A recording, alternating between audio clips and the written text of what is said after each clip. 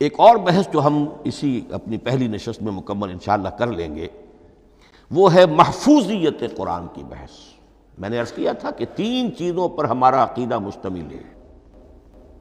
یہ اللہ کا کلام ہے، نمبر 1، نازل ہوا محمد الرسول اللہ پر صلی اللہ علیہ وسلم، اسی لیے ہم نے کلام سے متعلق کچھ مباحث علمی گہرائی میں اتر کر وہ سمجھے، حضور پر اس کے نزول، انزال اور تنزیل کے مختلف مراحل کو سمجھا۔ اب اس کی محفوظیت کے اعتبار سے واقعہ یہ ہے کہ واحد کتاب ہے پوری دنیا میں، واحد کتاب جس کے بارے میں دشمن بھی تسلیم کرتے ہیں، چاہے وہ اسے اللہ کا کلام نہ مانے، لیکن یہ مانتے ہیں کہ بعین ہی وہ شے جو محمد نے اپنی امت کو دی تھی آج بھی امت کے پاس صحیح موجود ہے۔ ظاہر بات ہے اگر تو اسے اللہ کا کلام مانے، وہی مانے، تب تو مسلمان ہی ہو گئے۔ وہ تو یہی کہتے ہیں کہ بہرحال محمد نے چاہے خود لکھا، تصنیف کیا، جو بھی کچھ کیا اس کو چھوڑ دیجئے، لیکن جو شے محمد نے اپنی امت کو دی تھی صلی اللہ علیہ وسلم بعین ہی وہ شے موجود ہے۔ تو یہ محفوظیت قرآن کی جو ہے، جبکہ کوئی اور دنیا کی کتاب اس کی مدعی ہی نہیں، تورات والوں کا سرے سے یہ دعویٰ ہی نہیں ہے۔ وہ تورات تو گم ہو گئی تھی نبوکدنضر کے حملے کے وقت، اس کے بعد سے دنیا میں تورات کا وجود نہیں ہے، اور پھر 100 برس کے بعد اپنی یادداشتوں سے مرتب کی ہے یہ تورات جو آج ہمارے سامنے ہے۔ انجیل کا جیسا کہ میں عرض کر چکا ہوں کوئی نسخہ جو ہے نہ عبرانی کا موجود ہے نہ آرامی زبان کا ہے، دنیا کی کوئی کتاب نہیں جو دعویٰ کر سکتی ہو۔ یہ قرآن جو شروع ہوتا ہے ذالک الکتاب لا ریب فیہ، یہ دعویٰ دنیا کی کسی اور کتاب نے خود کیا بھی نہیں۔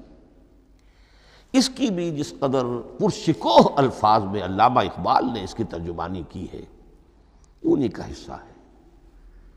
حرف اورا ریب نئے، تبدیل نئے، آیش شرمندہ تعویل نئے۔ اس قرآن کے کسی حرف میں کوئی تحریف ہو جانا نہیں، امکان ہی نہیں، قطعی طور پر کسی لفظ کا بدل دیا جانا نہیں، حرف اورا ریب نئے، تبدیل نئے، اس میں کسی کا شک پر مبنی ہونا نہیں، آیش شرمندہ تعویل نئے۔ اس کی آیت کوئی بھی ایسی نہیں جسے تروڑا مروڑا جا سکے، یہ اپنی حفاظت خود کرتی ہے۔ لا یاتیہ الباطل من بین یدیہ ولا من خلفہ، حامیم السجدہ کی آیت نمبر 42، اس پر باطل حملہ آور ہو ہی نہیں سکتا۔ انا نحن نزلنا الذکر وانا لہ لحافظون، ہم ہی نے یہ الذکر نازل کیا ہے اور ہم ہی اس کی حفاظت کرنے والے ہیں۔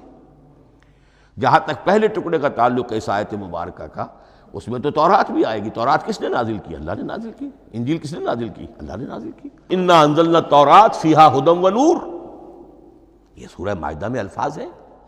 انجیل کے بارے میں بھی ہم نے انجیل عطا کی عیسیٰ کو، فیہ ھدی ونور، لیکن یہ کہ انا نحن نزلنا الذکر، اس کو اس قدر تاکید کے ساتھ کہہ کر وَإِنَّا لَهُ لَحَافِظُونَ، اور ہم ہی اس کے محافظ ہیں۔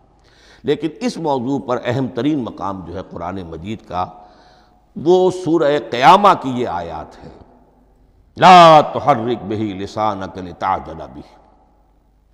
جب قرآن نازل ہوتا تھا حضور جلدی جلدی زبان کو حرکت دیتے تھے، یاد کر لیں، مبادا کہیں بھول جاؤ، مبادا کوئی لفظ جو ہے تبدیل ہو جائے۔